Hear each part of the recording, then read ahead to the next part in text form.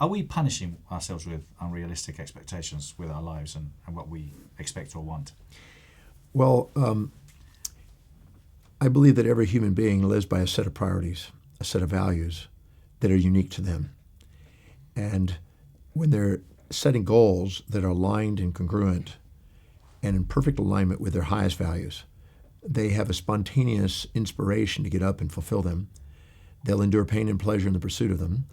They love doing it, and they can't wait to get up in the morning and do that. And so they have the highest probability of achievement.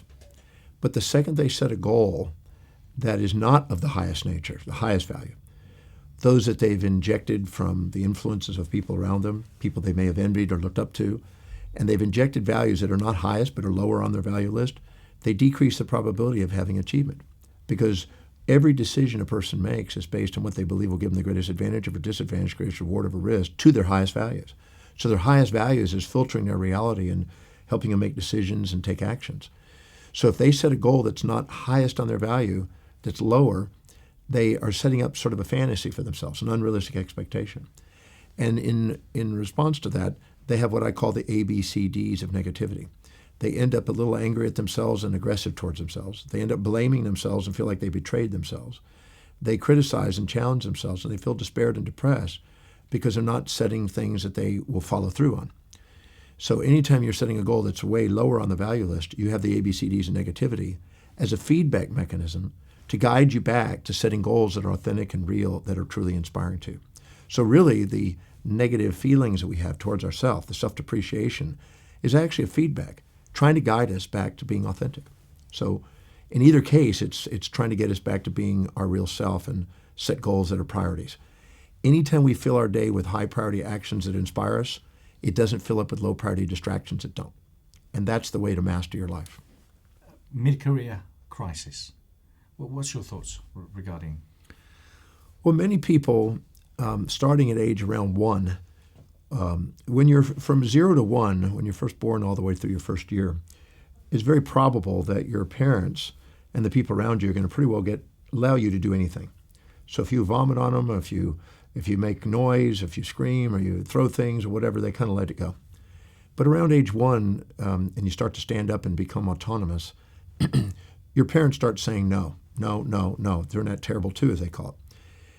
So what happens is the natural desires to do things that are important to you all of a sudden are edited. And so you learn how to socialize and fit into society and try to do things that help other people too. But in the process of doing it, some of your own ambitions and drives start to get curtailed. And you go through life subordinating to mothers and fathers and preachers and teachers and eventually peer pressures. And so trying to find a junction and an integration between what other people are expecting and projecting onto you and your own drives and dreams is the paradox. So by the time we hit 40s or 50s, sometimes in the 30s, but usually 40s or 50s, the people that we once subordinated to are now our age. We're at that age. So we start to liberate ourselves from that and decide what is it we really want to do in life, what's really important to us. And so we have the midlife crisis and say, you know what? I really want to spend my life, I want to be autonomous, and I want to be true to myself. And you give yourself permission to be autonomous and be an original thinker, possibly. And so that's a changing point for many people.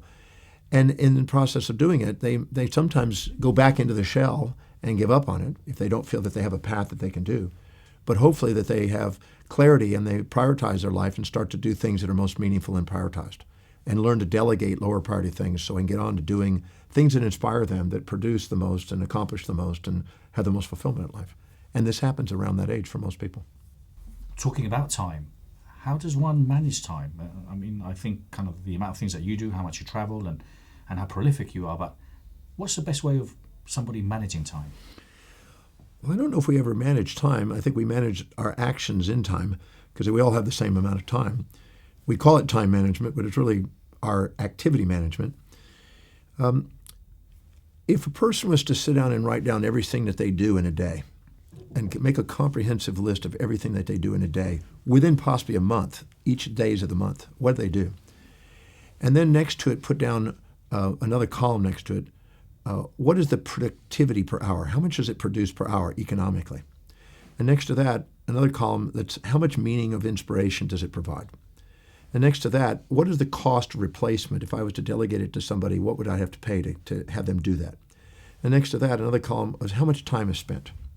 If we put those 4 columns together against all the things that we do in a day, we'll find out that in most cases, most people that are less productive are doing low priority things. They're majoring in minors and minoring in majors. They're doing less priority things and not the most productive or most meaningful things. But by going through and doing an inventory of that and identifying what really produces economically and what is really meaningful, usually the thing that produces is something that serves others. What's meaningful, it serves ourselves. Finding a balance of those meaningfulness as in the things that are most productive allows us to earn more income to delegate to lower priority activities. Once we delegate to lower priority activities, we get way more done. We feel way more fulfilled. We have a greater self-worth and net worth, and we're able to free ourselves up for creative thinking with the executive center in our brain instead of having to live in frustrations with our amygdala. So we actually activate our angelic mind, as I call it, instead of our animal mind. This is the most productive and most powerful day we can make. So prioritizing our day every day and living by high priorities is key. Parkinsons Law states that if we don't fill our day with high priority actions that inspire us, it's going to keep filling up with low priority distractions that don't. And I know key word for you is inspiration, not necessarily motivation. So tell me about, where does inspiration come from? Well, whenever you're setting goals that are aligned to your highest values, the things that are most priority, most important to you, you're spontaneously inspired from within, like a calling from within to act. Nobody has to ever remind me or motivate me or incentivize me to get up and research and write every day and to teach every day. I love doing that. I can't wait to do it. And whenever you're doing things that are high in your values, you can't wait to do it. And when you can't wait to do something that inspires you, people can't wait to get your inspiration. But whenever you're doing something lower on your values, because you'll procrastinate, hesitate, and frustrate in doing it in comparison to the higher values, you'll need motivation and drive and incentives to get you to do it. And you're more avoiding pain and seeking pleasure in that mode. So I always say I'd rather fill my day with inspirations than have to live my life through having to be motivated from the outside. Motivation is a symptom, never a solution. Inspiration is the fulfillment of life. But is it not difficult for people that maybe have just kind of like a mundane job? Is it not difficult sometimes maybe for them to find inspiration if they're just trying to bring a living in? Actually, if they have never taken the time to identify the job description that they have and identify what's really truly high on their value, and then identify how specifically those activities are going to help them fulfill their highest value, they're going to have a mundane job. But it's never what happens to them. It's never what they're going through. It's their perception of it. William James, the father of modern psychology, said that the greatest discovery of his generation is that human beings can alter their lives by altering their perceptions and attitudes of mind. So if we take the time and ask the simple question, how specifically is the job duty I'm doing right now going to help me fulfill what is most meaningful, most inspiring, my highest priority, my highest value in my life, my purpose in life? If I ask that question and don't give myself excuses for not answering it, and just keep asking and answering that question over and over again, eventually my mind will see the blessing in it and see things on the way, not in the way. And the same job that seemed to be mundane is now inspiring. And the more you become engaged and the more you be fulfilled in the job.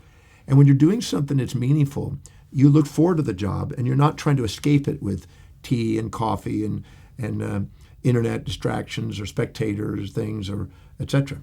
And you're engaged. You're more productive. You get more promotions, more opportunities, and you're more likely to get more income and eventually more entrepreneurial opportunities. So I always say it's never the job, it's the perception of the job. I developed a system to help people who are in a job that they don't feel inspired by in a matter of 2 or 3 hours doing a little exercise of asking that question, and they're now all of a sudden engaged in that job. So it's not the job, it's the perception of the job. I could take any job and I could turn it into something they can be thankful for.